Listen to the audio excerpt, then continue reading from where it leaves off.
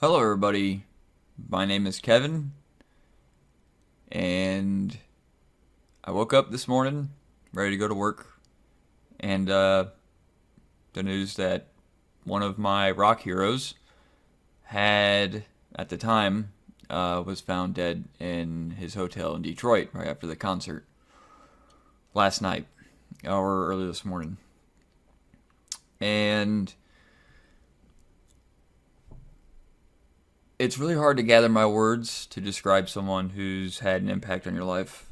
Um During it was my most difficult moment in my life, and Chris Cornell, Audio Slave, Soundgarden. If I'm to be honest, it was mostly Audio Slave that helped me get through a very trying time in my life. Um, Back in 2008, I've never really talked about it on the channel. I think I ever have. But back in 2008, my mom was diagnosed with cancer, and she passed away in 2009, 9 months later. So she was diagnosed and passed away in a 9 months span. So it was very quick. But one of the things that when some people are in a very difficult moment, when they one thing they turn to is music, and it helps release you from whatever experience you're dealing with. Helps you escape. And for me, one of the bands I listened to the most was Audioslave, and that was right after Revelations was released. And Chris Cornell, Like a Stone, Be Yourself. Those were two of the more replayed songs, or I guess most played songs when I would listen to them to get away from what I was dealing with. And I never turned to suicide or any in my life, nothing like that. It didn't come to that. Granted, I was very sad because of my mom's passing. And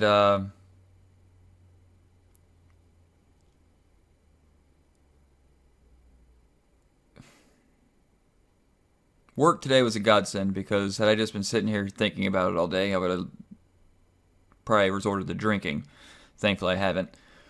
But uh, being able to keep my mind off things at work, and I still, even at work, even though I was working, I was still thinking about it. It was in the back of my mind all day. But for anybody who does not know yet at the point of this, if they see this, Chris Cornell, I guess it's been confirmed, he hung himself. And I guess he's battled depression. I try not to follow bands' personal lives too much.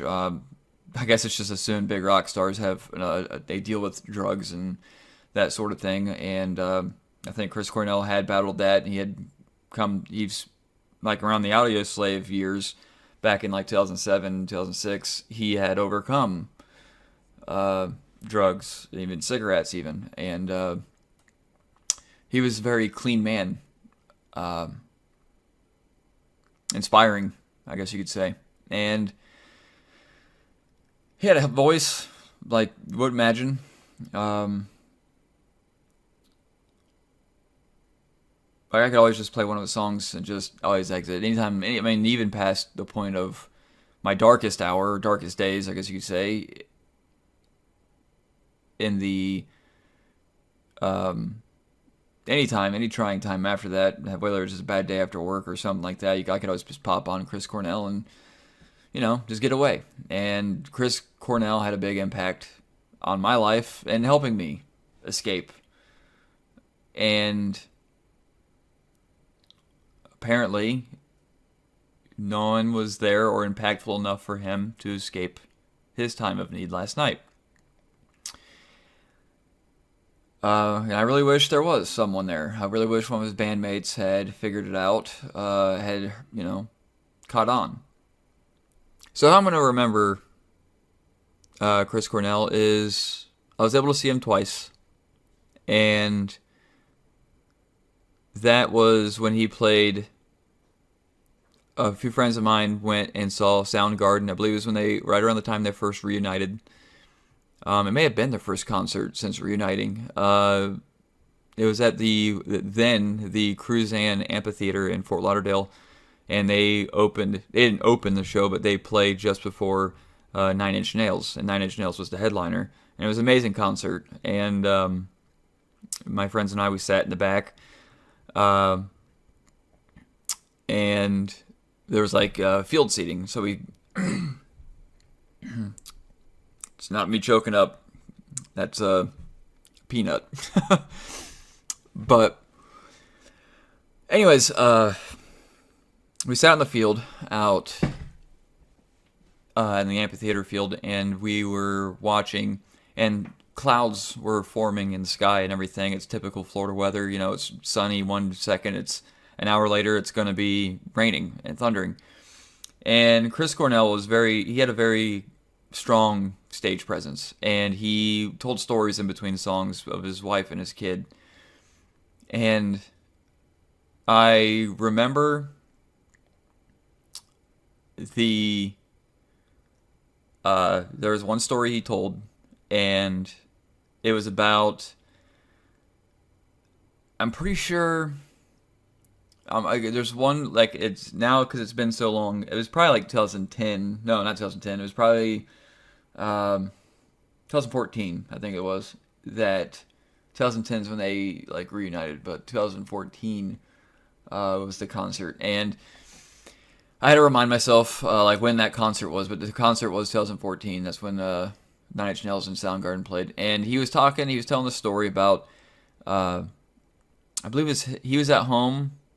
This is the part I'm confusing, but it's still, I want to say he was at home, and yeah, I think he was at home, and his wife was out with one of his friends or something at a baseball game. I couldn't tell you what team they were playing or anything like that. This all happened so quickly that and the whole time, clouds are overhead, they're building, it's raining, he's commenting, that we're all in the rain, woo, rock on. And there's no roof or anything, the rain's just pouring on us. Up by the stage, of course, they had their ceiling so they wouldn't get wet and all that, but he talked about, I guess, he was watching the TV, and for this baseball game, the kissing cam came on, and Chris Cornell's wife showed up there with, I think it was either one of Chris's friends or one of her guy friends or whatever, and he got to that point in the story that they showed up on the kissing cam, and lightning struck, and all the power went out, and did the crowd leave? No. Did the band leave? No. Of course, the audio feed cut, and you couldn't hear them, and the power went out, and the crowd responded by just screaming, just woo! We're all gonna one strike of lightning hitting that field, and there could have been many casualties, many injuries. Who knows? We didn't care. We were just sitting there rocking out. And unfortunately, I will never know the ending to that story because the light came on, and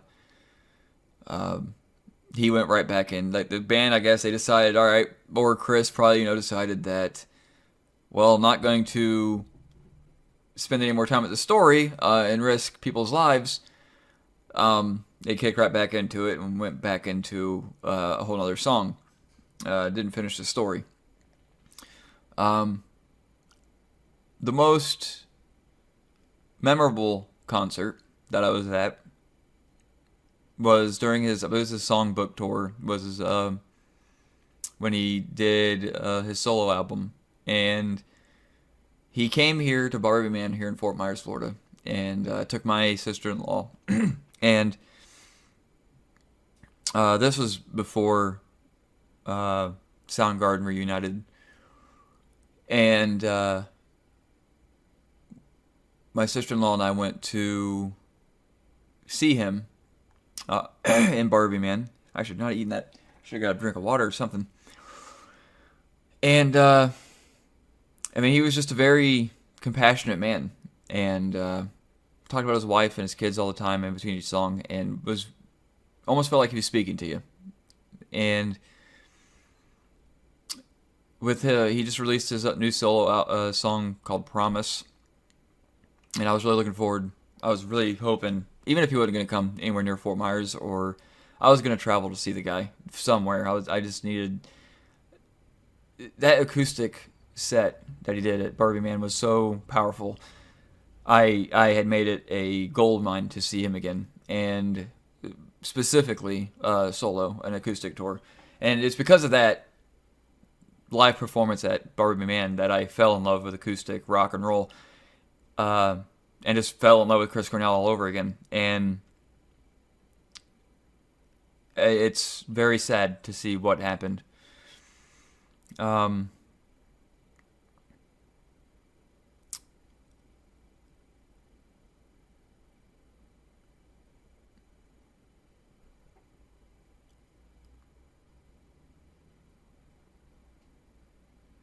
all I can say about the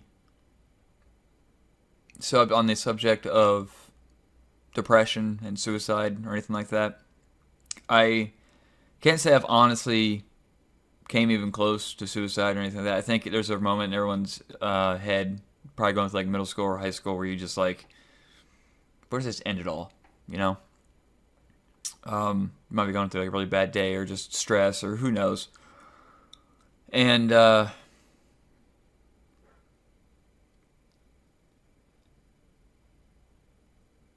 when you think suicide is the answer, I don't think you know the impact you have on someone else's life and what you're doing to help someone get through their day. And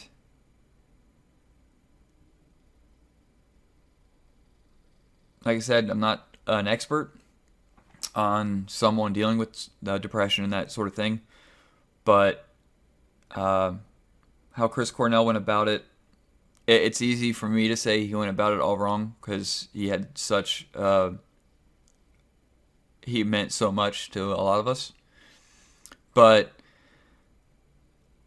like I said, it's easy for me to say that, but he must have been struggling um,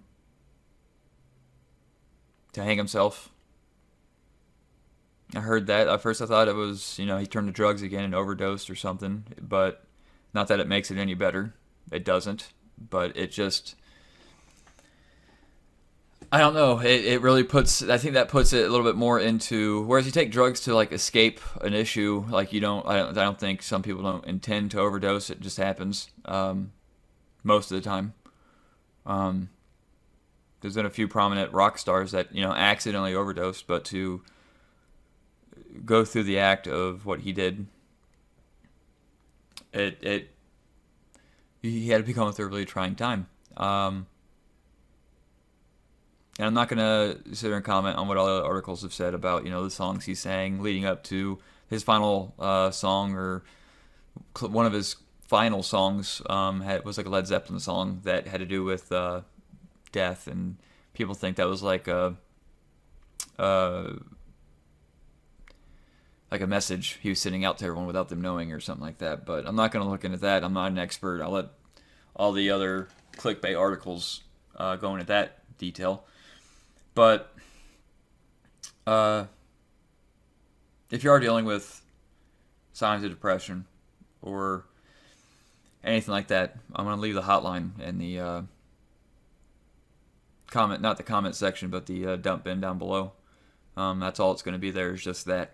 I'm not planning on advertising anything or anything on this video.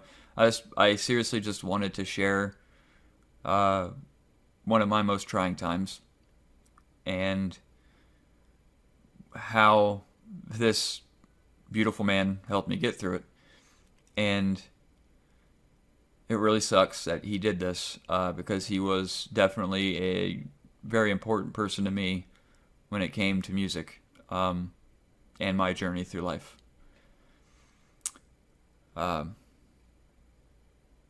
all I got for today, guys. Thank you for watching. My name's Kevin. Stay safe.